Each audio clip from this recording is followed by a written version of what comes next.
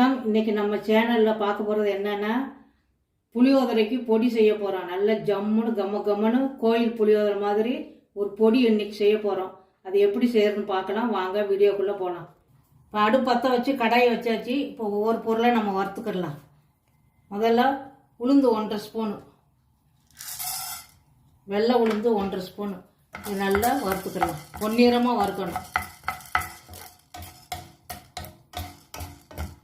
உளுந்த நல்லா பொன்னிறமாக வறுத்தாச்சு தட்டில் போட்டுக்கிடலாம். அடுத்து கடலைப்பருப்பு 2 ஸ்பூனு, இதையும் நல்லா வறுத்துக்கிடலாம். இப்போ கடலைப்பருப்பு லைட்டாக வறுத்தாச்சு, கூடயே மல்லி 1.5 ஸ்பூன் போட்டாச்சு, சேர்த்து வறுத்துக்கிடலாம்.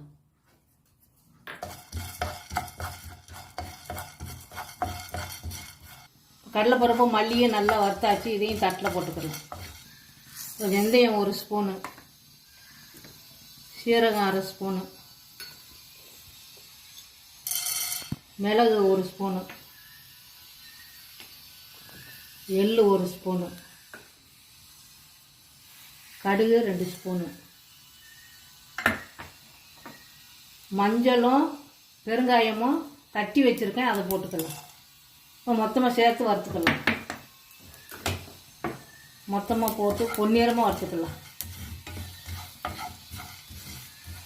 எல்லாம் வறுத்தாச்சு. இப்போ தட்டிக்கிடலாம். பெருங்காயம் நான் கட்டி பெருங்காயம் போட்டிருக்கேன், நல்லா வறுத்தாச்சு.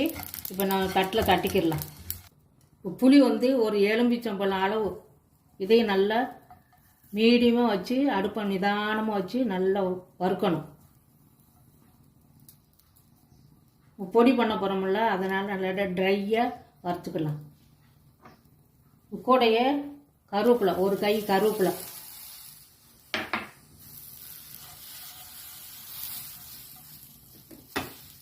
நல்ல சூடாகி பொழுன்னு வரட்டும். ரெண்டுமே சிம்பிளையே வச்சு வறுக்கணும்.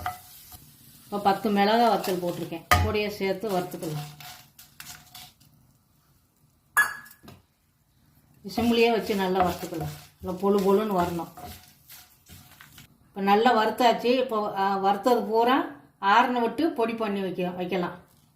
புளியோதரைக்கு வறுத்தோம்ல, நல்லா ஆறிடுச்சு. இப்போ மிக்சியில் போட்டு நல்லா பொடி பண்ணிக்கிடலாம். இப்போ ஜாரில் போட்டாச்சு. மஞ்சள் ஏற்கனவே போட்டிருக்கோம்.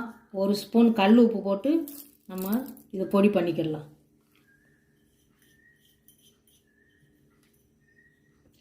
புளியோதரை பொடி அரைச்சாச்சுப்பா, நல்லா நைஸாக அரைச்சாச்சு. இப்போ தட்டில் மாற்றிக்கிடலாம்.